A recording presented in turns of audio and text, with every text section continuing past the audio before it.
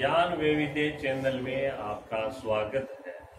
मैं पुत्रमल गेटाला आज आपको पढ़ाऊंगा लोकतंत्र में निर्वाचन एवं चुनाव प्रबंधन। जो लोकतंत्र होता है, लोकतंत्र के अंदर भारत एक लोकतांत्रिक देश है और इस देश के अंदर राष्ट्रपति भारत का प्रथम नागरिक होता है। राष्ट्रपति भारत का प्रथम नागरिक होता है। यह है लोकतंत्र। हमारा जो देश है इसमें जनता के द्वारा, जनता योग्य व्यक्ति को, जनता की भलाई के लिए काम करने वाले व्यक्तियों को वोट देकर के विजय बनाती है और सत्ता उनके हाथों में सौंपते हैं।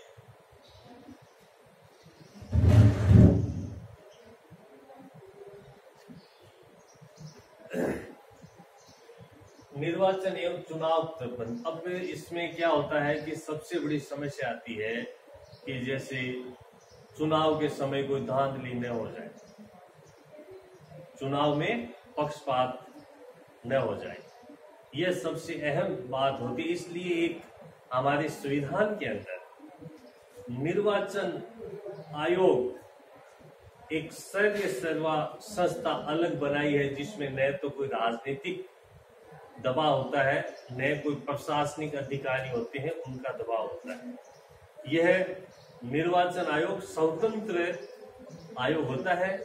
इसके अंदर जो भी नए नियम बनाने हैं, कानून बनाने हैं, उनमें निर्वाचन आयोग बना सकता है। यह अपने में अलग ही एक संस्था है, उस पर कोई दबाव नहीं है, न कोई राजनीतिक पार्टियों का दबाव होता है, न कोई प्रधानमंत्री का होता है, न कोई राष्ट्रपति का होता है।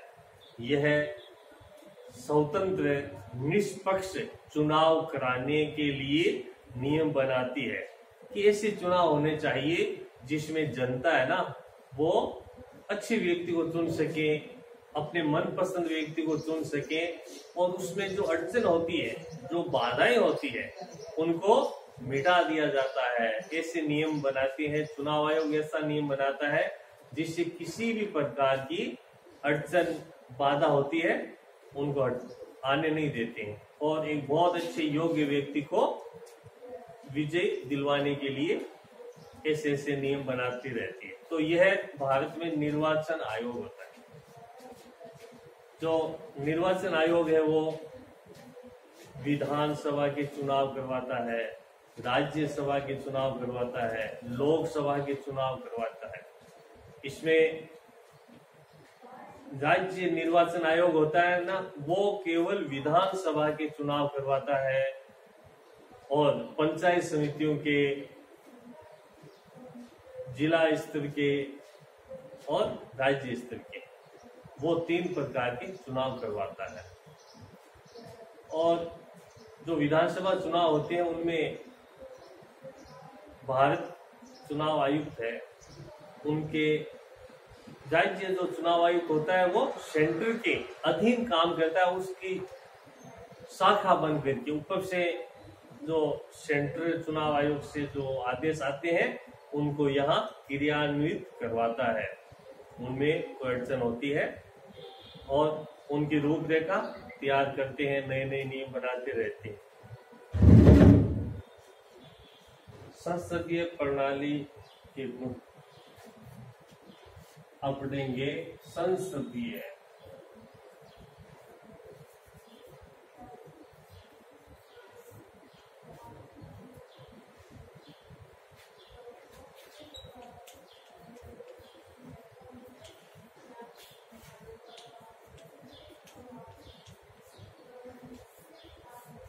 अब हम पढ़ेंगे संसदीय प्रणाली के गुण। संसद का चुनाव निर्वाचन आयोग करवाता है और इसमें राष्ट्रपति है, राष्ट्रपति का चुनाव है, विधानसभा का चुनाव है, लोकसभा का चुनाव। ये जो चुनाव है ये निर्वाचन आयोग करवाता है।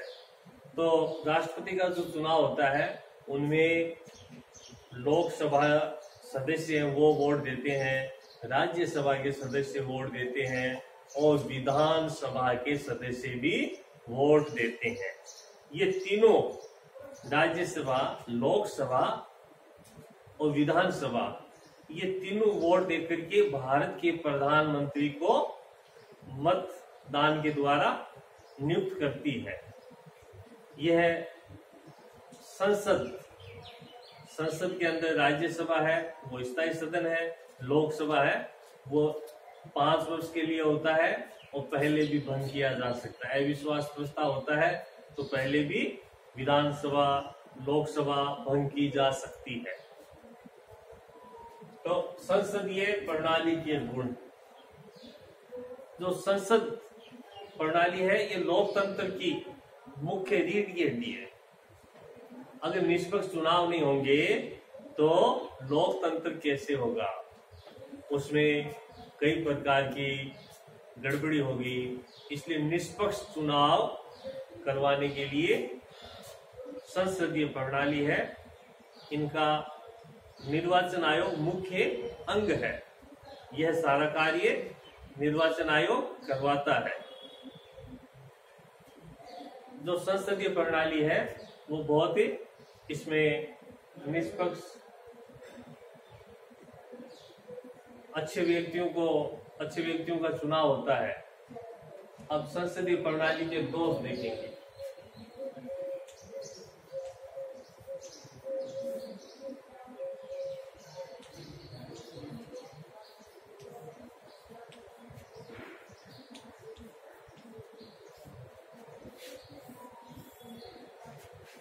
अब हम देखेंगे संसदीय प्रणाली के दोष। जो संसदीय प्रणाली है उसमें कई दोष भी पाए जाते हैं। जैसे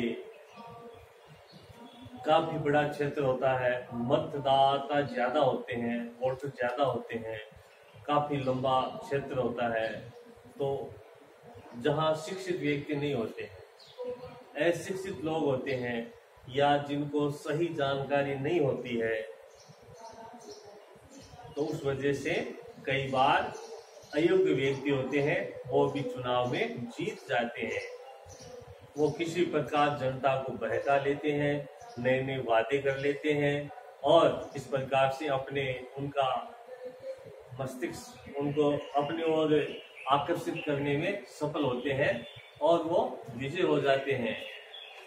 कई बार ऐसा होता है कि चुनाव में कई प्रकार से धांधली भी हो जाती है, तो इसके लिए जो चुनाव आयुक्त है वो पूरी निगरानी रखता है। उसने एक ऐसी प्रक्रिया बनाई है कि प्रत्येक, जैसे राज्य है तो पहले राज्य निर्वाचन आयोग होता है वो पूरी निगरानी रखता है, फिर उनको जिले के हिसाब से अलग अलग उनको विभाजित कर देते हैं, उनके ऊपर अधिकारी लगाते हैं। फिर एक गांव के अंदर और फिर जैसे 10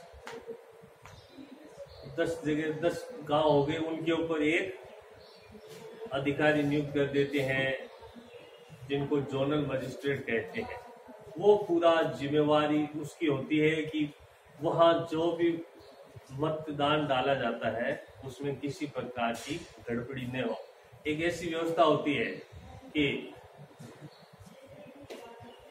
ऐसे क्षेत्र बना दिए जाते हैं, उनके ऊपर अधिकारी लगा दिए जाते हैं और वो 1 घंटे 1.5 घंटे के अंदर वहां पहुंच सकें, इतनी दूरी पर उन पे अधिकारी नियुक्त किए जाते हैं। साथ में पुलिस और मजिस्ट्रेट दोनों मिल करके ये कार्य करते हैं।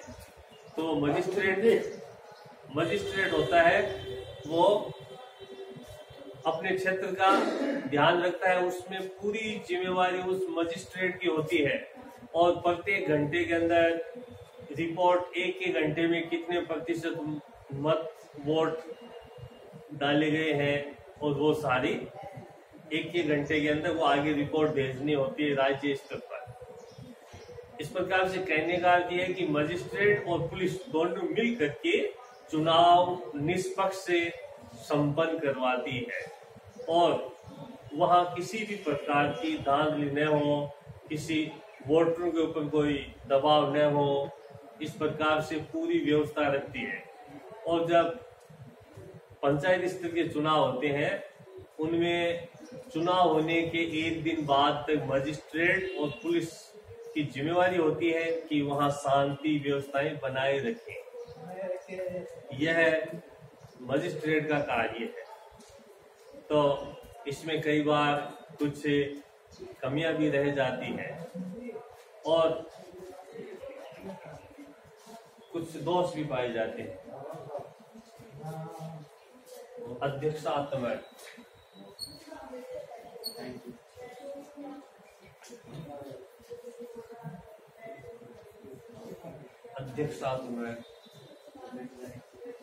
राष्ट्रपति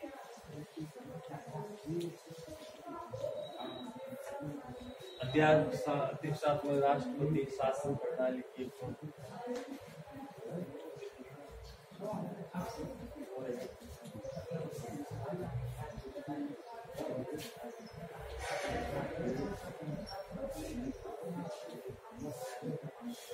अध्यक्षात्मक राष्ट्रपति शासन प्रणाली के दो। हमारी तो संस्थात्मक प्रणाली, हम यहाँ भारत की जो जनता है वो सांसद चुनती है और सांसदों से प्रधानमंत्री बनता है। और जो राष्ट्रपति बनता है वो विधानसभा सदस्य, लोकसभा सदस्य, राज्यसभा के सदस्य, ये तीनों मिला करके राष्ट्रपति बनाती है। तो ये अध्यक्षात्मक राष्ट्रपति शासन प्रणाली, जैसे अमेरिका है, संयुक्त राज्य अमेरिका है ना, वहां की जनता है वो राष्ट्रपति को सीधा वोट देती है, बल्कि भारत की जनता है वो सीधा वोट नहीं देती है।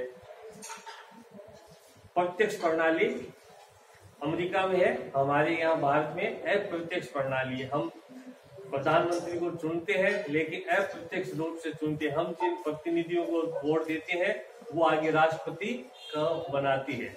और संयुक्त राज्य अमेरिका में वहां की जनता सीधी अध्यक्षात्मक प्रणाली है, यानी राष्ट्रपति का चुनाव स्वयं जनता करती है।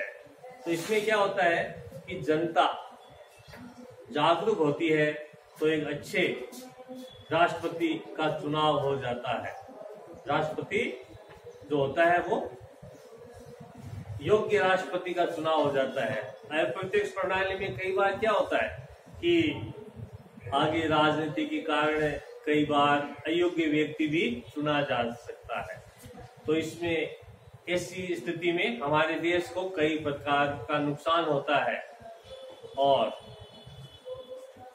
तो ये है अध्यक्षात्मक प्रणाली जो संयुक्त राज्य अमेरिका में है और हमारे भारत में नहीं है।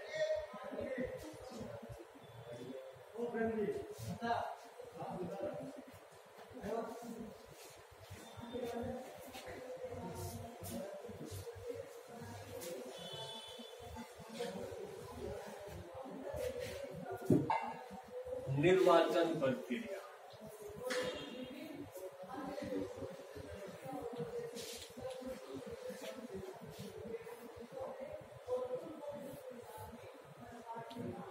अब हम देखेंगे निर्वाचन प्रक्रिया। हमारे भारत में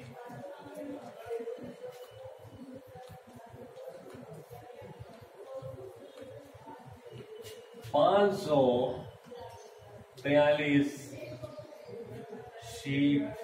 सीटें है लोकसभा में।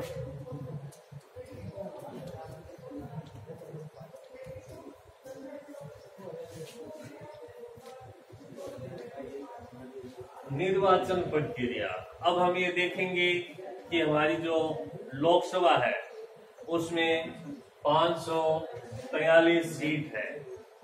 543 सीट है, उसमें जनता सीधे वोट देती है और 543 व्यक्तियों को लोकसभा में पहुंचाती है और वो वहां मुख्यमंत्री, राष्ट्रपति, प्रधानमंत्री की नियुक्ति करते हैं।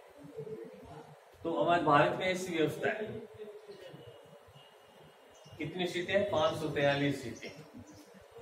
तो हमारे यहाँ अप्रत्यक्ष प्रणाली है, बल्कि संयुक्त राज्य अमेरिका में प्रत्यक्ष प्रणाली है।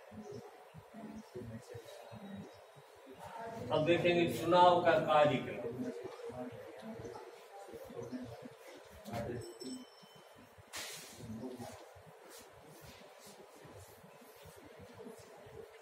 जो चुनाव का कार्यक्रम होता है वो 5 वर्ष तक का होता है, लेकिन संसद में अविश्वास प्रस्ताव हो जाता है तो हमारी संसद 5 वर्ष से पहले भंग की जा सकती है। वैसे ही राजस्थान राज्य के अंदर जो विधानसभा होती है उसी का कार्यकाल 5 वर्ष का होता है, लेकिन अविश्वास प्रस्ताव की वजह से बहुमत न हो, इस स्थिति में उसको पहले भी भंग किया जा सकता है। यह राज्यपाल विधानसभा को भंग कर सकता है। और जो विधानसभा है उसमें जब तक बहुमत होता है तब तक दल का नेता या मुख्यमंत्री रहता है। जब भी दल अविश्वास प्रस्ताव हो जाता है तो ये भंग की जा सकती है। और जो राज्यसभा है वो भंग नहीं होती है, वो स्थायी सदन है। लोकसभा कभी भी भंग हो सकती है, लेकिन राज्यसभा हमारे देश में कभी भंग नहीं होती है, वो स्थायी सदन है। तो इस प्रकार से चुनाव का जो कार्यक्रम है, वैसे चुनाव 5 वर्ष के लिए होते हैं। जैसे 5 वर्ष हो जाते हैं उनसे पहले चुनाव आचार संहिता लगती है और नई तारीखें आ जाती है चुनाव की। तो जैसे विधानसभा भंग हो जाती है या लोकसभा भंग हो जाती है तो 6 महीने के अंदर आचार संहिता लगवा करके उसमें दोबारा चुनाव करवाने पड़ते हैं। जब आचार संहिता लग जाती है तो जो विधायक या सांसद होते हैं वो अपने नया कार्य नहीं कर सकते। जो पहले पुराने जो कार्य पास किए हुए होते हैं उन्हीं को आगे बढ़ाया जा सकता है, उन्हीं को कंप्लीट किया जा सकता है। नए फैसले नहीं ले सकते। जिस दिन आचार संहिता की घोषणा हो जाती है उस दिन के बाद जो भी सरकार सत्ता में होती है वो नया फैसला नहीं ले सकती है। अब उसको 6 महीने के अंदर अंदर नए चुनाव की डेट घोषित करनी पड़ती है और चुनाव करवाने पड़ते हैं। ये हमारे देश की इस प्रकार शासन व्यवस्था है।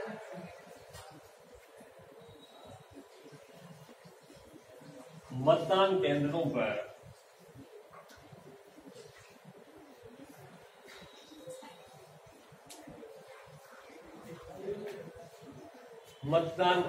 पर मतदान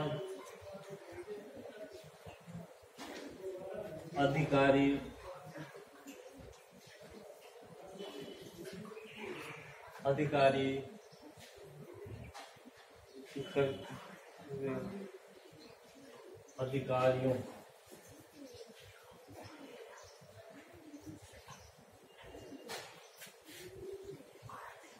अधिकारियों के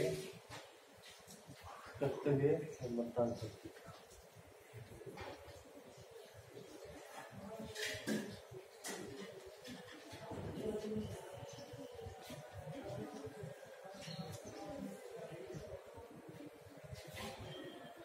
अब हम पढ़ेंगे मतदान केंद्रों पर मतदान अधिकारियों में कर्तव्य व मतदान प्रक्रिया। अब हमें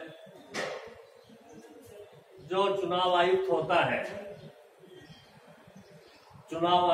है वो ऐसे ब्लॉक बना लेता है। कुछ तहसील होती है, तहसील के कई टुकड़े बना लेते हैं सुविधा अनुसार। उनके ऊपर अलग अलग मजिस्ट्रेट नियुक्त कर दिए जाते हैं, जोनल मजिस्ट्रेट बना दिए जाते हैं और उनको सारी जिम्मेवारी जोनल मजिस्ट्रेट की होती है और वो वहां पूरी अपनी देखरेख के अंदर कार्य करवाता है। चुनाव कब सुबह जैसे 8 बजे शुरू होता है और प्रत्येक एक एक घंटे में कितने प्रतिशत मतदान होता है, कौन, कोई धांधली तो नहीं हो रही है, कोई फर्जी वोटर तो नहीं डाल रहे हैं, ये सारी निगरानी मजिस्ट्रेट अपनी निगरानी में रहता है और वो हर एक एक घंटे बाद अपने चुनाव क्षेत्र के अंदर दौरा करता रहता है। और साथ में जो पुलिस होती है, पुलिस उनको भी, जैसे एक बार पुलिस जाएगी, उसके बाद जोनल मजिस्ट्रेट जाएंगे, वापस पुलिस जाएगी, इस प्रकार से वो हर एक एक घंटे में चक्कर लगाते रहते हैं। इस प्रकार की वो व्यवस्था पहले से बना करके रखते हैं। और यह मतदान अधिकारियों का कर्तव्य है कि वो मतदान है वो एकदम सही, उसमें धांधली न हो, पूरी अपनी देख रेख में मतदान करवाए। अगर कोई अड़चन आता है, मतदान में कोई दिक्कत होती है, तो उसका हाथों हाथ समाधान किया जाता है। जैसे चुनाव से पहले जो कुछ समाज कंटक होते हैं, उन समाज कंटकों को पहले लिस्टेड किया जाता है, उनकी लिस्ट चिपकाई जाती है कि ये मतदान क्षेत्र के 100 मीटर या 500 मीटर के क्षेत्र में आसपास नहीं दिखाई देंगे। अगर यहाँ झगड़ा होता है, तो सबसे पहले उन लिस्ट में जो व्यक्ति होते हैं उनको गिरफ्तार किया जाता है और उनकी जिम्मेवारी मानी जाती है। इस प्रकार से पहले जो बदमाश होते हैं उनके ऊपर निगरानी रखी जाती है, उनको उनके नाम है वो जगह जगह चस्पा दिए जाते हैं। जो निर्वाचन आयोग है वो स्वतंत्र है, वो एकदम अच्छी प्रकार से बिना निष्पक्ष के अच्छे चुनाव हो, इस प्रकार की योजना बनाती है। प्रथम मतदान अधिकार।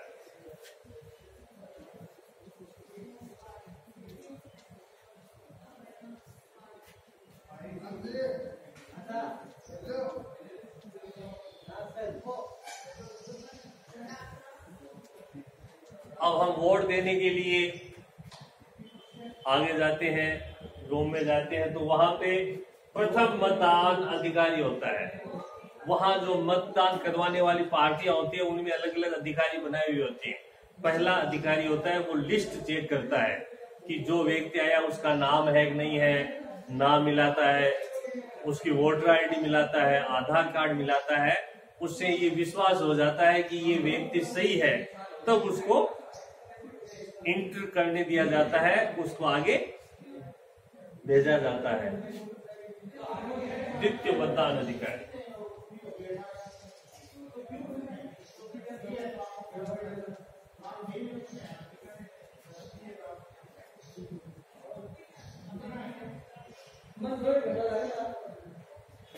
उसके बाद द्वितीय अधिकारी वो होता है जो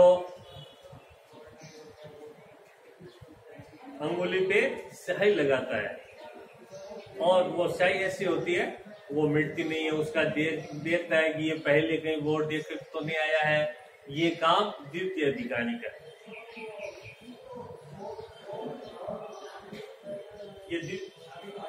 ये तो पहचान करता है।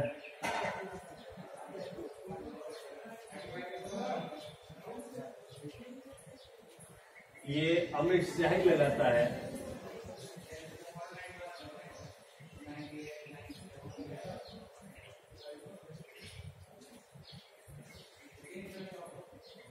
तो इस प्रकार से पहले लिस्ट में नाम चेक किया जाता है, उसकी आईडी चेक की जाती है। दूसरा होता है वो अंगुली पे स्याही लगाते हैं, उसके बाद उसको आगे भेजा जाता है।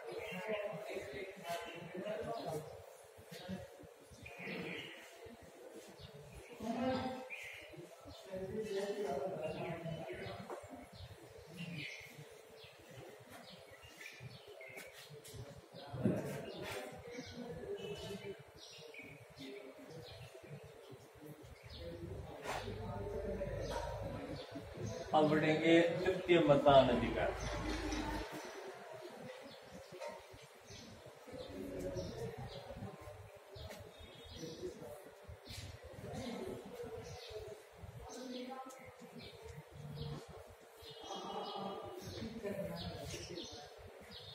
तो पहला होता है वो वोटर लिस्ट में नाम चेक करता है, दूसरा है उसके बाएं हाथ की तर्जनी पे सही लगाता है, और तृतीय मतदान अधिकारी होता है वो पीठासीन अधिकारी होता है।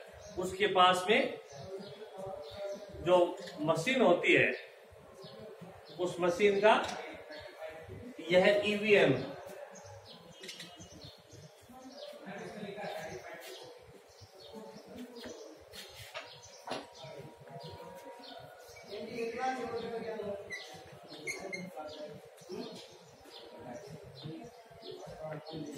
यह अधिकारी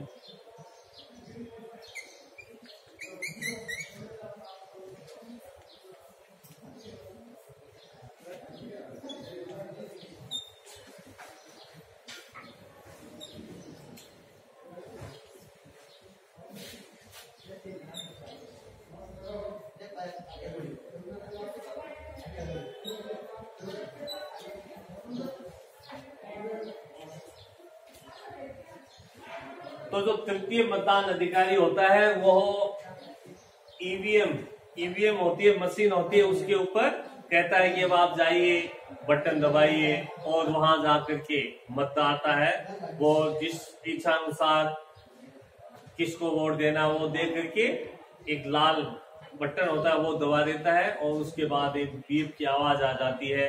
इसका मतलब आपका वोट है वो काउंट हो गया है। तो ये अधिकारी होता है एक कि हाँ ये वोट हो गया काउंटिंग, तो वो अपनी ओर से बटन दबा देता है और वो लॉक हो जाता है। इस प्रकार से ये तृतीय अधिकारी ये कार्य करता है। तो इस प्रकार से जो चुनाव आयुक्त है वो एकदम निष्पक्ष चुनाव करवाना चाहता है। चुनाव में किसी भी प्रकार की धांधली नहीं होती है, और उसका कर्तव्य होता है, उसके पास पूरी वो स्वतंत्र है, उसके पास पूरा सरकारी तंत्र साथ में होता है। इसलिए वो इस चुनावी जो प्रक्रिया है उसको अच्छी प्रकार से निपटा लेते हैं।